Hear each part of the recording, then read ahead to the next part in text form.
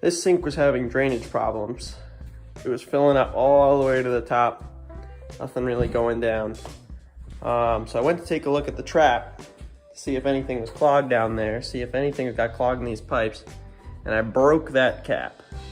But I 3D printed a new one and it works.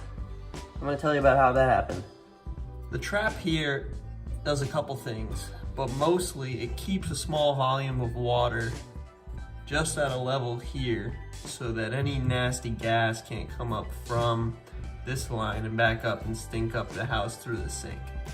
I went to check out this trap a couple days ago. It had this cap on it. I ended up yanking on it with a pair of these, not recommended, and I ended up cracking it. So I was out a trap cap and I went to Home Depot to find a replacement trap cap, and no luck. I went to Ace Hardware, no luck. I could find longer threaded caps, but nothing this short. And most importantly, nothing that had this black seal on the bottom. So this doesn't seal like regular thread pipes. This seals on the face. So it relies on that seal being in place. So what I thought was maybe I could extend it out, probably have some leaking between these two parts, but then have a tapered part and seal it up. And as you can probably see, this has been leaking. The correct solution is to go to a plumber's supply store and find this exact part. There's even some hidden messages on here to help you in the process of finding a replacement.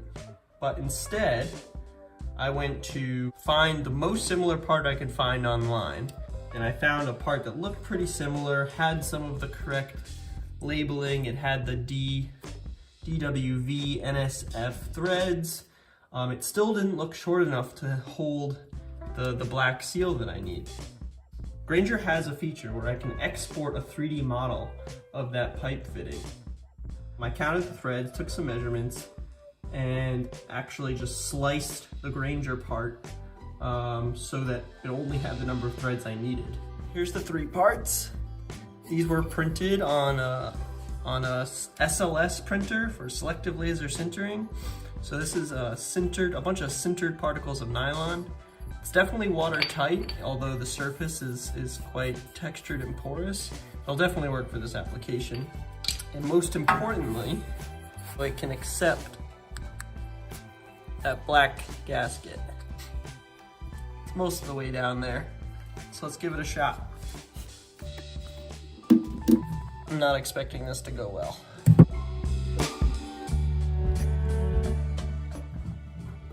Oh. Yeah. Not great. I'm sure it'll be fine. All right, I'm taking my face seal 3D print. All right. And I think I hit the bottom there.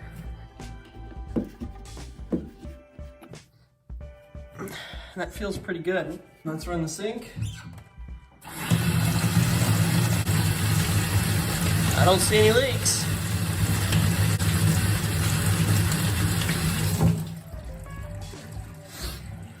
Call that done.